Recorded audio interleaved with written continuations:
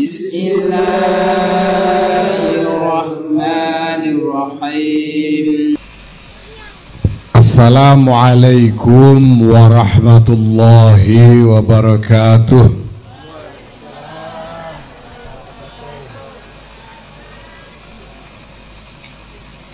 Alhamdulillah wa syukrulillah wassalatu wassalamu ala rasulillah Sayyidina Maulana Muhammadin ibn Abdillah wa ala alihi wa sahbihi wa mawala.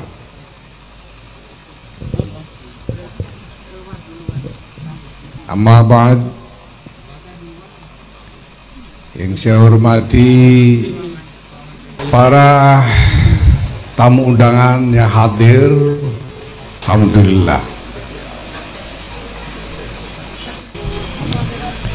Ini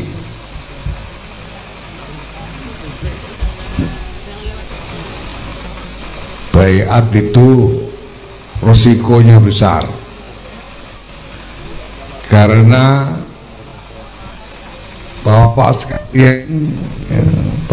sekalian bertanggung jawab bukan hanya kepada PBNU, bukan hanya kepada warga NU, tapi yang lebih mendasar bahwa Anda sekalian bertanggung jawab, memikul tanggung jawab di hadapan Allah Subhanahu wa Ta'ala.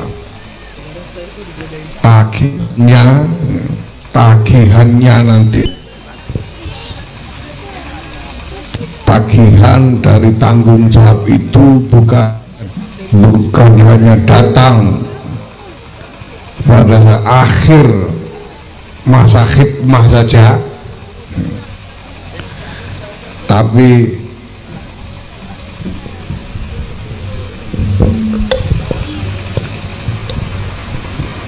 ada tagihan yang lebih rinci nantinya di yaumil hisab di hadapan Allah Subhanahu wa Ta'ala. Saya minta ini diingat-ingat selamanya untuk kita semua yang telah berani menjadi pengurus NU dan yang telah berani bergabung menjadi kader-kader Nahdlatul Ulama. Bapak Ibu sekalian yang saya hormati, bahwa Nahdlatul Ulama ini menjadi salah satu pilar yang menjaga keutuhan bangsa dan negara. Memang Nahdlatul Ulama didirikan lebih 100 tahun yang lalu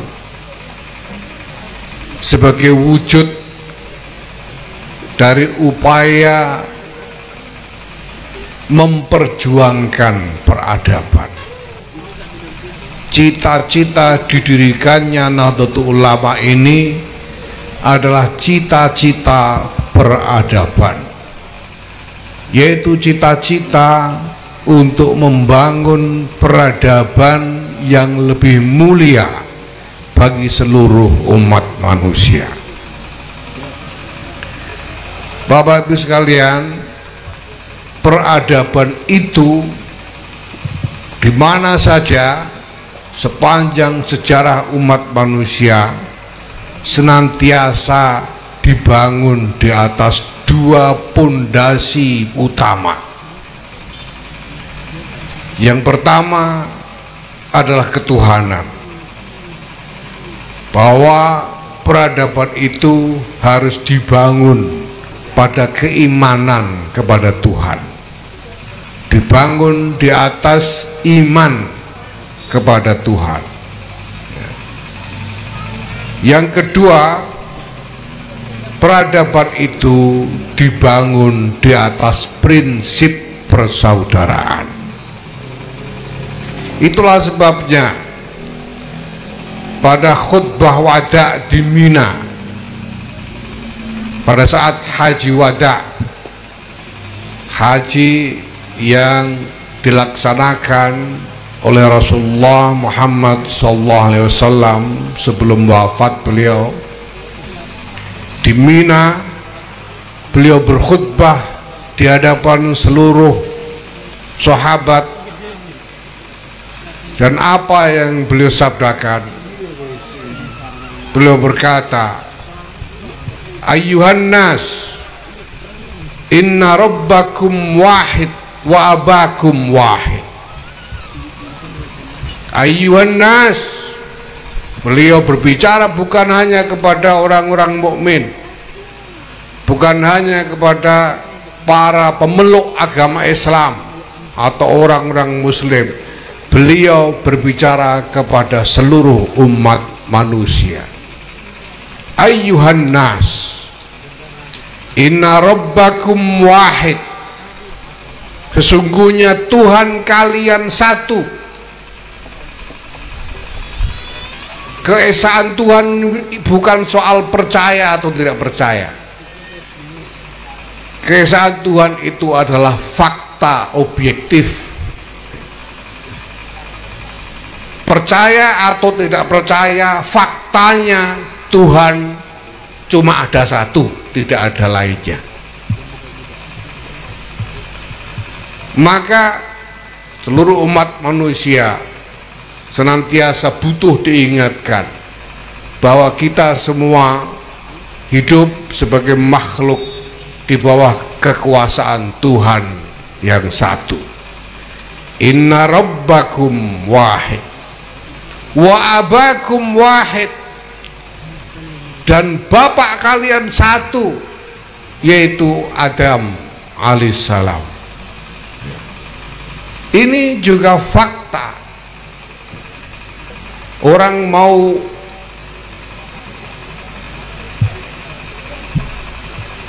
menganggap dirinya keturunan ini, keturunan itu, keturunan suku ini, keturunan suku itu, keturunan Jawa, Makassar, Papua atau yang lainnya. Faktanya semua umat manusia ini bapaknya sama, satu, yaitu Adam alaihissalam. Dan Rasulullah menandaskan lebih lanjut,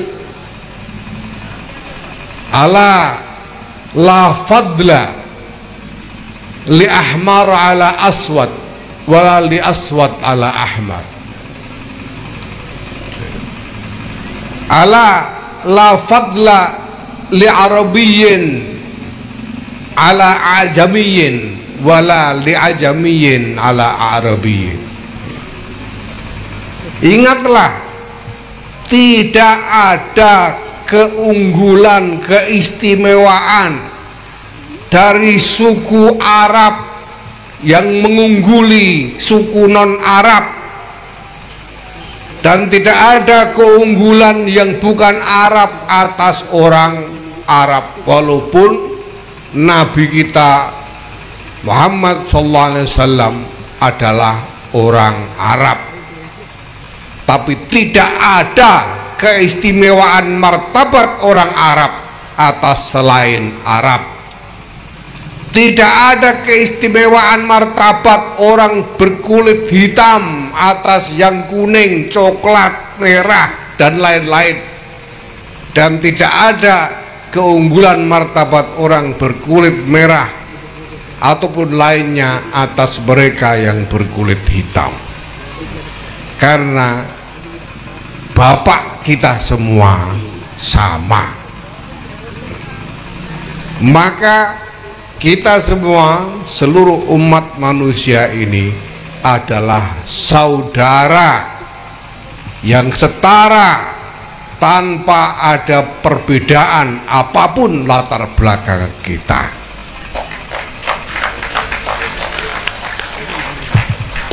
Itulah sebabnya Bapak Ibu sekalian, para ulama, pemimpin Nahdlatul Ulama kemudian merumuskan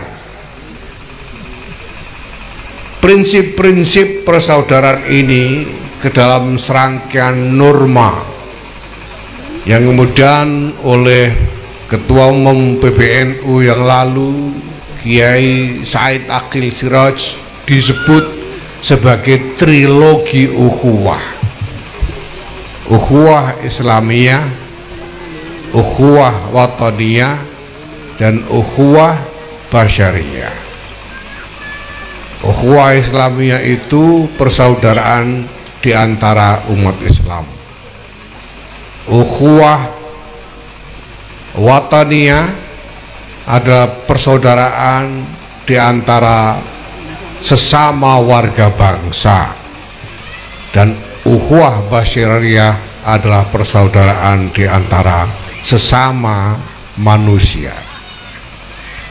Perlu kita ingat, Bapak Ibu sekalian, bahwa tiga dimensi persaudaraan ini, tiga macam persaudaraan ini terkait satu sama lain tanpa bisa dilepaskan. Dan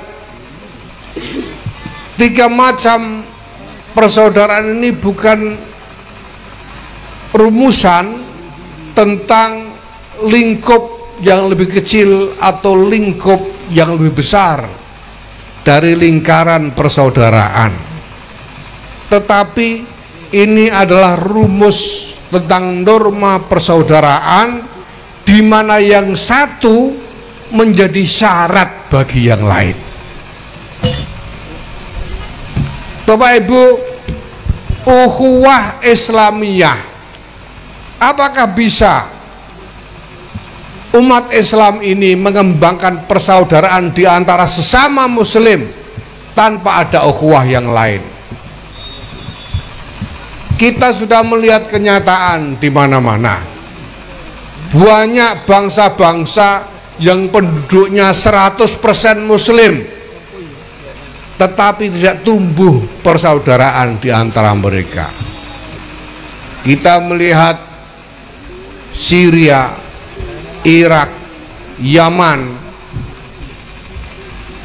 Libya, Nigeria, Somalia, dan banyak lagi yang penduduknya, warganya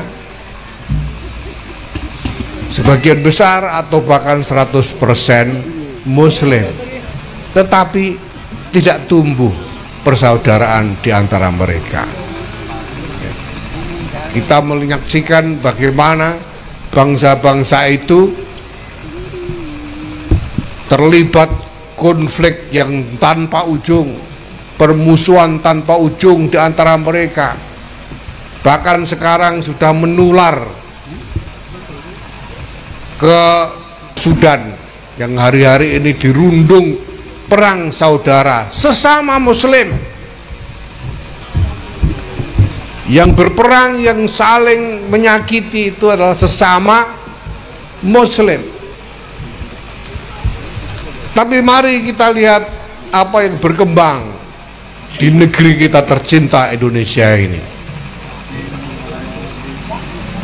Kita yang berkumpul di sini sebagian besar adalah warga Nahdlatul Ulama, tapi masih ada macam-macam organisasi-organisasi atau kelompok-kelompok Islam lainnya yang tidak terhitung jumlahnya di Indonesia ini.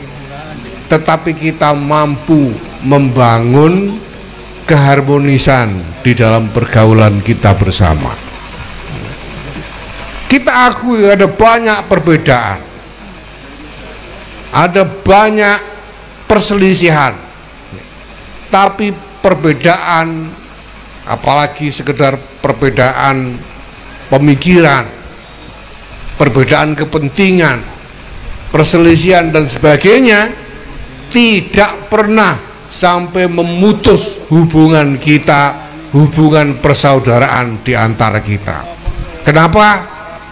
Karena di bumi Indonesia ini kita semua dipersatukan oleh persaudaraan sebangsa, yaitu sama-sama bangsa Indonesia.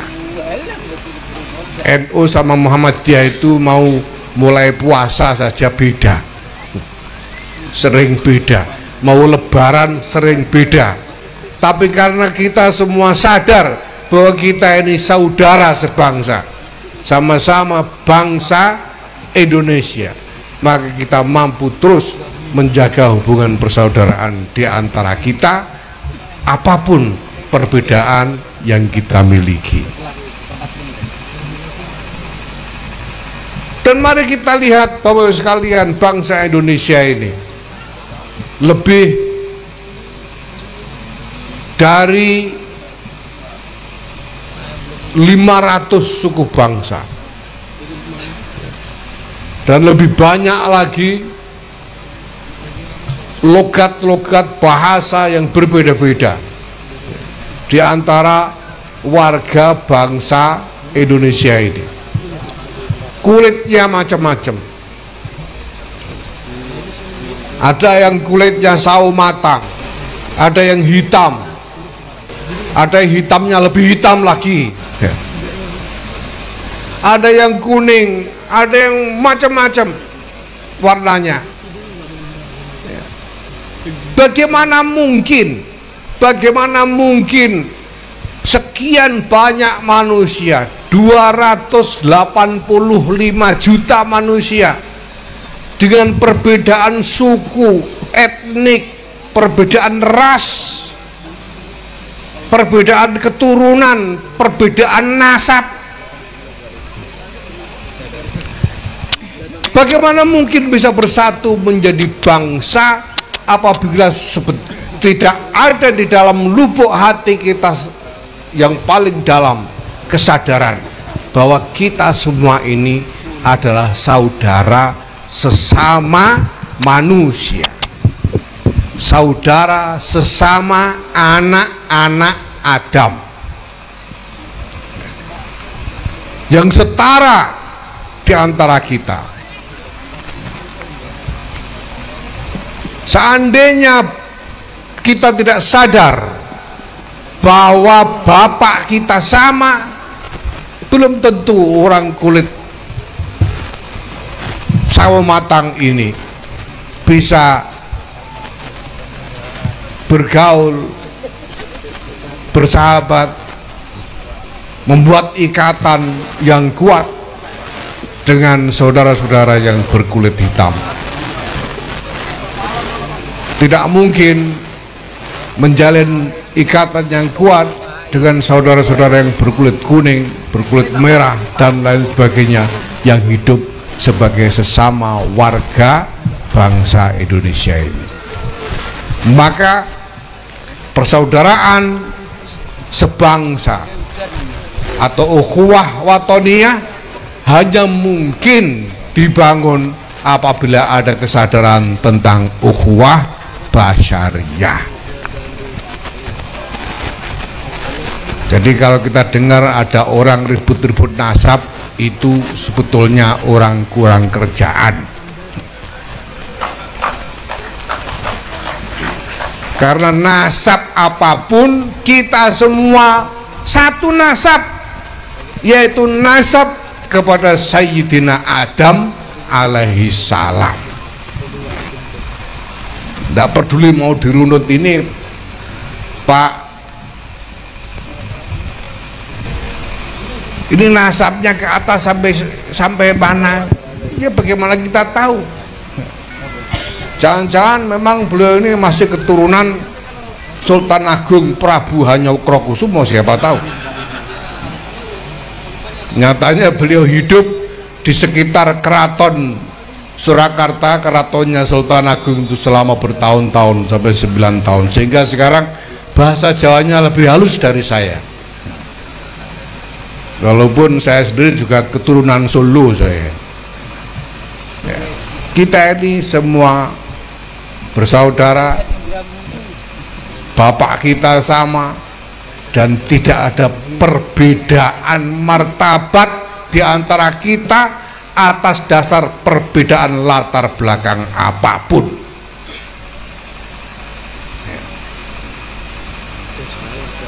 Ya, yang keturunan Papua setara, setara dengan keturunan Makassar, yang keturunan Makassar setara martabatnya dengan keturunan Jawa, yang keturunan Jawa setara martabatnya dengan keturunan Tarim, setara.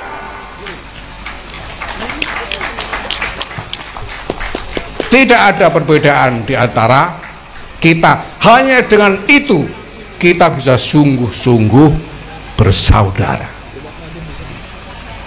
Selama kita masih menganggap bahwa ada perbedaan martabat di antara kita, ya, rasa persaudaraan itu akan menemukan hambatan untuk bisa dibangun dan dikembangkan.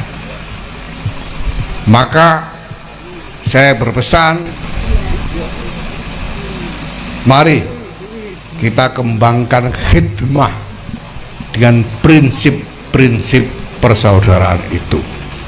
Saya minta jajaran pengurus dan kader-kader Nahdlatul Ulama, baik PWNU, PCNU, banom-banomnya, tidak peduli baunya muslimat atau bau fatayat,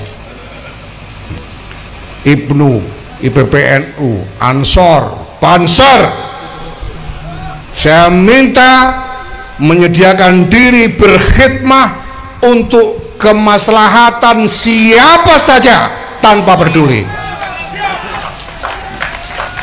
tanpa membeda-bedakan apapun, karena semua yang ada bersama kita ini adalah saudara. Saya kira ini juga relevan dengan salah satu judul acara kita hari ini, yaitu halal bihalal.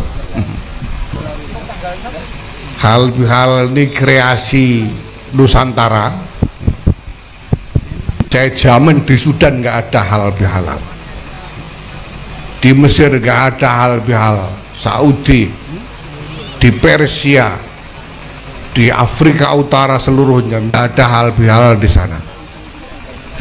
Halal bihalal hanya ada di Indonesia. Dan hal ini memang sengaja dikreasi oleh para pemimpin bangsa ini. Pada tahun 1948, Bung Karno bersama para pemimpin bangsa pada waktu itu ingin mengembangkan wahana, tempat semua orang bisa berkumpul untuk berkonsolidasi. Dan setelah berkonsultasi dengan para ulama, khususnya dengan Kiai Abdul Wahab Abdullah, itu diciptakanlah forum yang kemudian dinamai halal bihalal. Jadi halal bihalal ini adalah momentum, bukan hanya rekonsiliasi, tentu saja rekonsiliasi, karena selama ini mungkin di antara kita ada saling salah, saling kekurangan dalam pergaulan di antara kita. Ya, mari kita saling memaafkan dan menyatukan kembali persaudaraan di antara kita, memperkuat kembali persaudaraan di antara kita. Tapi bukan hanya itu, momentum hal ini harus juga menjadi momentum untuk konsolidasi di antara kita semua, bahwa kita semua satu, kita semua bersama, dan kita akan menghadapi tantangan apapun bersama-sama. Kita akan menaklukkan kesulitan apapun bersama-sama, tidak terpisah-pisah di antara kita.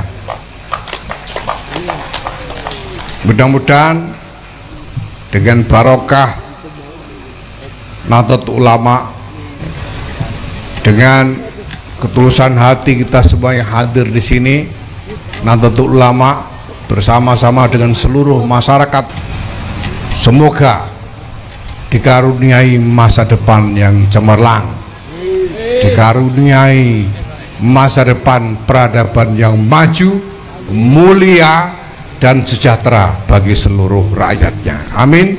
Wallahul muwaffiq ila aqwamit thoriq. Wassalamualaikum warahmatullahi wabarakatuh.